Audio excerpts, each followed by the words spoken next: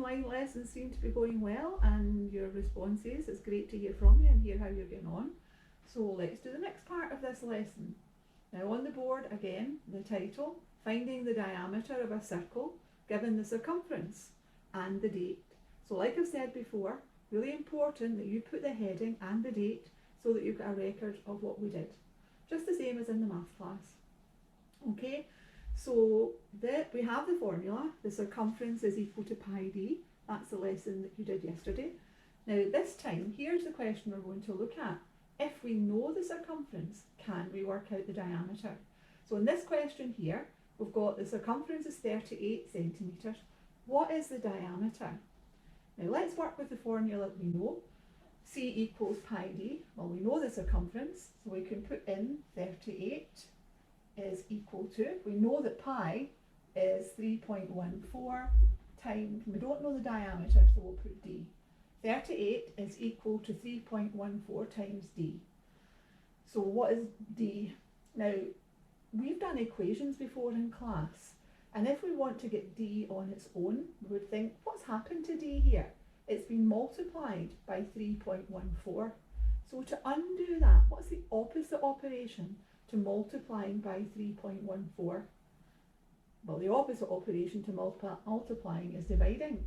So the opposite to multiplying by 3.14 is dividing by 3.14.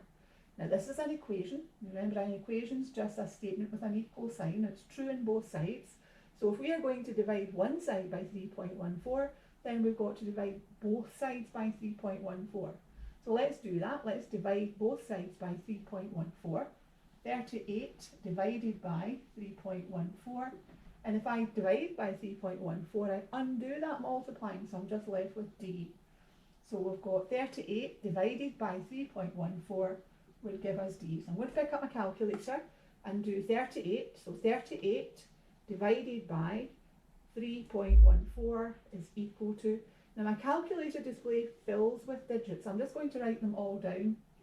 12.10191083. Now that's an answer to 1, 2, 3, 4, 5, 6, 7, 8 decimal places. Nobody needs an answer to that degree of accuracy. So I'm going to round it to 1 decimal place. Now we did that earlier in the year. 1 decimal place would mean I just want one figure after the decimal point. Now I don't just cut it off, I'll look at the figure in the next column there, and it's a 0. So it lies between 12.1 and 12.2, closer to 12.1. So if I was going to round that to 1 decimal place, 12.1 centimetres. So they told me the circumference and I worked out the diameter. So the diameter there, 12.1 centimetres. Now if I gave you the radius, could you work out, if I gave you the diameter rather, could you work out the radius? If you know that the diameter is 12.1 centimetres, how would you work out the radius? Now I would be digging a few of you out in class and asking, do you remember the connection between it? I can't do that here, so let me remind you that the diameter is twice the radius. So if I wanted to get the radius, I would divide that by 2. So the radius then would be 12.1 divided by 2. 12.1 divided by 2 is equal to 6.05. So 6.05 centimetres. Okay then, let's do another one.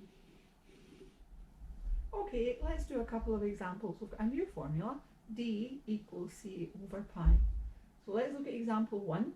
We've got the circumference is 95 centimetres, and this time they're asking us, what is the diameter? So we're going to use the formula d equals c over pi. So I'm going to write my formula down first, d equals c over pi. Now our circumference is 95 and pi is 3.14. So I can put that in. I'm going to lift my calculator now and put that into my calculator. 95 divided by 3.14 is equal to, and on my calculator comes up 30.254. So 30.254 77707.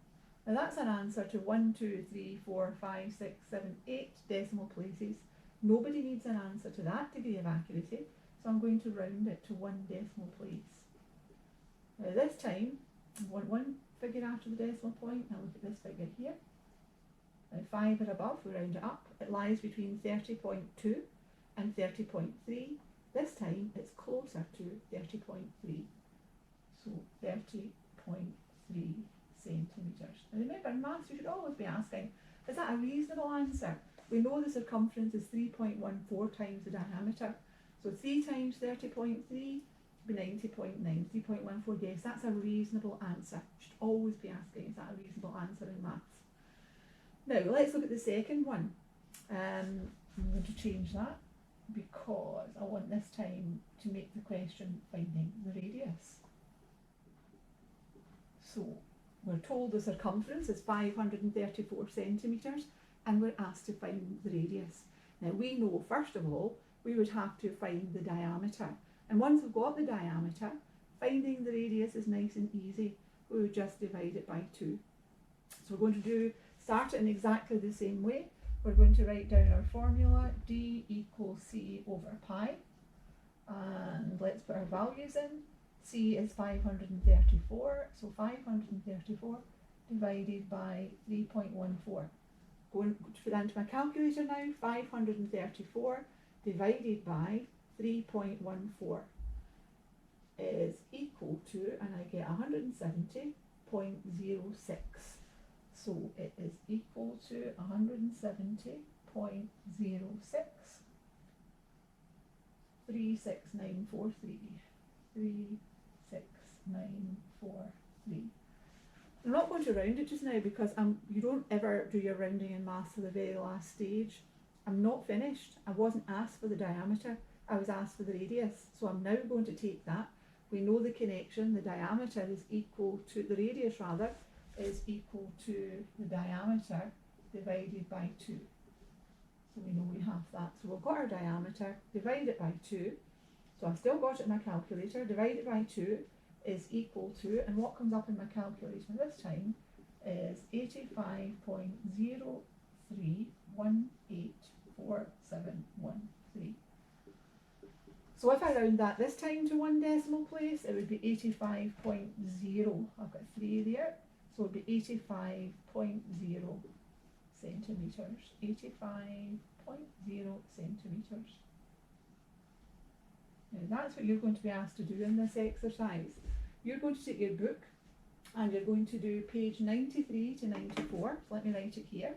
Page 93 to 94. And you're going to do exercise 4. And I would like you to do questions 1 to 5. Now, you could go on and do more than that. The problems at the end are problem solving ones. So if you wanted to do an extension, you could go on and do that. But what I would like you to make sure you complete today is page 93 to 94, exercise 4, questions 1 to 5. Okay? Right, that's your last period of maths for this week. So good luck, have a nice weekend, and we'll be back next week with more lessons. Okay, take care then. Bye-bye.